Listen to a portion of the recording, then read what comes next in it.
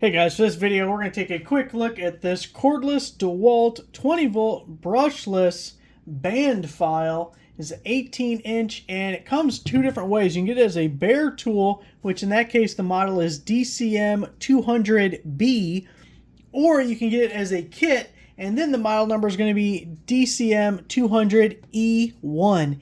E meaning you get a power stack battery and the 1 meaning you get one of them. So let's look at the combo pieces first and then we'll get back to the specifics of the band file itself. So for the kit, again, you're getting the original power stack battery. This is a 1.7 amp hour battery. It has the power stack cells, which are like pouch cells that are stacked on top of each other, as opposed to cylindrical, the round like AA, AAA type battery cells.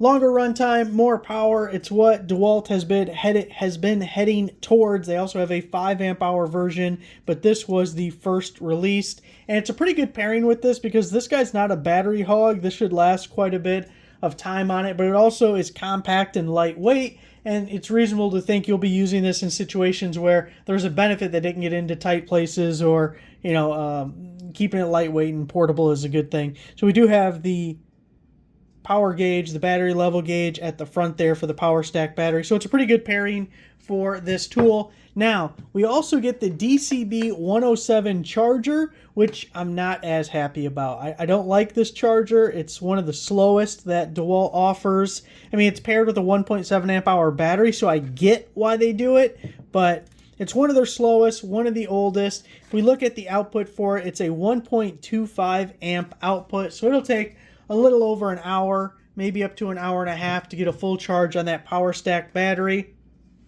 If you're already in DeWALT's lineup, you most likely already have a better charger because any of them are.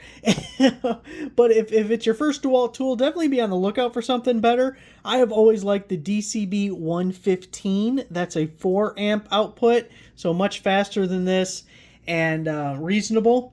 The other one is a newer version. It's a 2-stage charger. It's the DCB1106 or the DCB1104.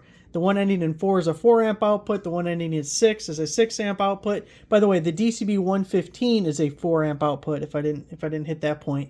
But the 1104 and 1106 are 2-stage chargers, so they'll fast charge the first about 80% of the battery and then trickle charge the end of it to give you more charge cycles, longer battery life in general, not in a single charge from your battery. So just be on the lookout for maybe upgrading to those if you don't already have them.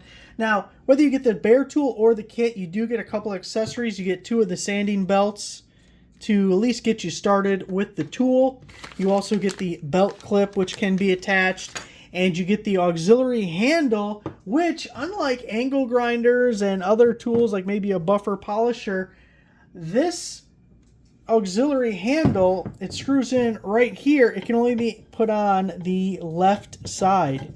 So this isn't necessarily a high torque tool and something that you can have reasonable control just off the pistol grip at the bottom. So I'm not sure that everyone's going to have a ton of use or have to use the auxiliary handle. It may be nicer, but not necessarily a necessity. Anyway, it can only be on the left side. So for me, I'm left-handed. I would probably want it like this, but it don't go that way. So your only option is on the left side here if you are going to be using it.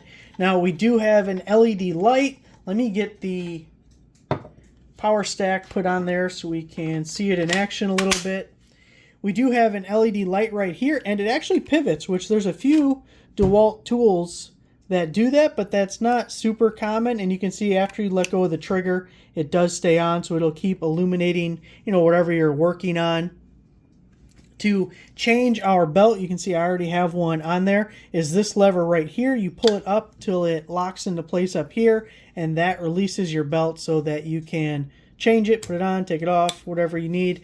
You probably do need to take the handle off. I mean, you might be able to sneak the belt in there when it's screwed in, but certainly be easier to take the handle off when changing out the belts. This knob here is for your tracking. Think of like an old VHS tape. If you're my age range, you may know what I'm talking about. And that'll, if we move it over, you can see how it's moving over back and forth. And you'll adjust that by how this guy's walking back and forth. You want to keep it straight in the center. We can also change the angle of it, which is really cool because, I mean, one of the reasons you're using this is probably for tight spaces or things that are a little bit more difficult. If a full belt sander would fit in that area, you probably wouldn't be using this, or like an orbital sander or a detail sander and a little mouse sander guy or something. You know, there's different sanders for different purposes. I can see welders using this for their welds, doing different kind of body work, or trying to get into remove rust from somewhere that you can't easily get to otherwise. Woodworkers maybe shaping a piece of wood or just smoothing it out. But for detailed stuff, for places that you can't reach otherwise, you know, this is the main purpose of it. But anyway, so it helps. We have this lever right here, which we can release, and we can swing this all the way up to this position and then lock it anywhere that we need to. Or when we're not using it and we just want to be compact and portable. Now, this is one thing I noticed as I was playing with it. There's this stop right here. So you can't swing it any farther unless you lock the trigger. Once you lock the trigger, now we can come all the way back to the folded position. And this is great for being portable, putting it in like a tool bag or your toolbox or something so it doesn't take up nearly as much space. So your adjustment as far as actually being able to use the tool starts once you pass the safety lock right there. So you'll see that's a variable speed trigger, but then we also have our speed dial here, and I'm at the lowest speed there. If we crank this guy all the way up, you know, it can really fly when you need it to. So we have a lot of adjustability for that.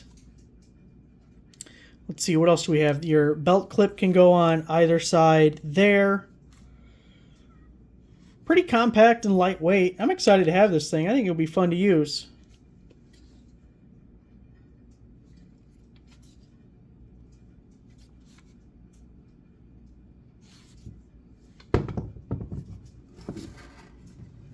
Coming at you.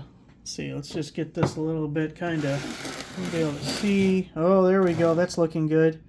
Got a good little situation here. So there it is, guys. Thanks for watching.